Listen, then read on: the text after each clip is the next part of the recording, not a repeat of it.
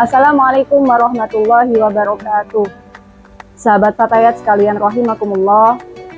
Jauh sebelum ramai digaungkan tentang isu kesetaraan gender oleh kaum sekuler dan kaum feminis, Islam sudah jauh lebih dulu mengangkat derajat dan meninggikan derajat perempuan. Hak dan kewajiban laki-laki dan perempuan dalam Islam setara, sesuai dengan kodrat masing-masing. Apa yang ada pada laki-laki tidak semuanya harus ada pada perempuan, begitu juga sebaliknya. Karena kita tahu sejatinya perempuan dan laki-laki itu berbeda. Dari segi anatomi, jenis kelamin berbeda dan tentunya itu akan mempengaruhi bagaimana cara berpikir, bagaimana emosi, ketahanan fisik, ketahanan mental, dan lain sebagainya. Nabi SAW bersabda, "Ma ra'aitu min naqisati aqlin wa dinin minan nisa." Aku tidak pernah melihat seseorang yang kurang akal dan agamanya daripada perempuan. Menunjukkan apa? Bahwasanya perempuan tetaplah perempuan, lebih mengedepankan perasaan daripada logikanya. Banyak perempuan yang cerdas secara akademik, tapi mudah termakan oleh bujuk rayu laki-laki yang dapat menghancurkan masa depannya sendiri. Juga jika ada masalah di lingkungan kerja, perempuan cenderung lebih mengedepankan emosi sehingga tidak bisa bekerja secara profesional.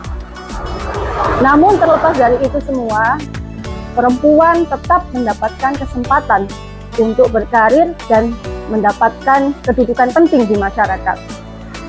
Pada zaman dahulu kita bisa melihat Sayyidah Khadijah. Beliau adalah perempuan sukses, pedagang besar, lady boss pada masanya. Beliau memegang peranan penting pada perputaran perekonomian masyarakat Mekah pada waktu itu. Kemudian Sayyidah Aisyah, beliau pejuang, beliau berdakwah. Dan sahabat-sahabat perempuan lainnya yang menjadi perawat, menjadi dokter, yang membantu para mujahid fisabilillah. Dan tidak hanya pada masalah duniawi, begitu juga pada masalah ukhrawi.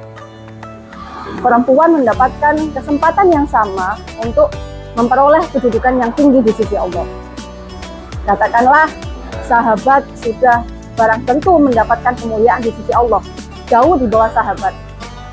Para wanita-wanita banyak yang juga memiliki kedudukan tinggi di sisi Allah, salah satunya yaitu Rabi'ah Al-Adawiyah.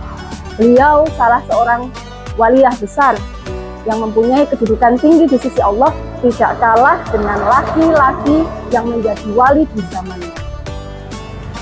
Menunjukkan apa? Bahwa perempuan memiliki kesempatan yang sama seperti laki-laki dan juga memiliki peranan yang penting dalam Islam.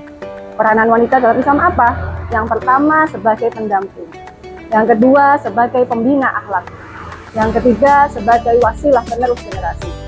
Sebagai pendamping, tentunya kita sebagai perempuan, sebagai seorang istri menjadi penyemangat, menjadi pelipur lara, menjadi pendukung bagi suami kita.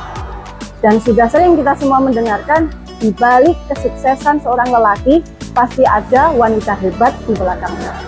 Yang kedua, sebagai pembina akhlak. Kata Rasulullah, al-umm madrasatul ula. Karena dari ibulah anak-anak dididik tentang tanggung jawab, dididik tentang amanah, dididik tentang kejujuran dan hal-hal prinsip lainnya yang diperlukan dalam kehidupan. Banyak kita lihat ulama-ulama besar, orang-orang besar, semuanya menjadi hebat berkat didikan dari seorang ibu yang terdidik dan ibu yang sholihah. Nabi pun mengisyaratkan, ummuka, ummuka, ummuka, mengartikan bahwa derajat perempuan 3 kali lebih tinggi daripada ayah atau laki-laki. Yang ketiga, yaitu sebagai wasilah penerus generasi. Karena dari rahim seorang wanitalah lahir calon-calon pejuang, calon-calon pemimpin, calon generasi penerus bangsa. Sahabat Fatayat sekalian rahimakumullah, begitulah Islam mengangkat derajat perempuan begitu tingginya, begitu diagungkan, begitu dihormatkan. Dan semoga kita semua menjadi perempuan yang selamat dan tidak mudah termakan oleh propaganda dan fitnah tentang kesetaraan gender. Tidak apa-apa dibilang kuno, dianggap ketinggalan zaman, tidak mengikuti modernisasi, tidak mengikuti arus. Karena Nabi pernah bersabda yang kurang lebih maknanya seperti ini. Dulu pada permulaannya, Islam datang dianggap aneh.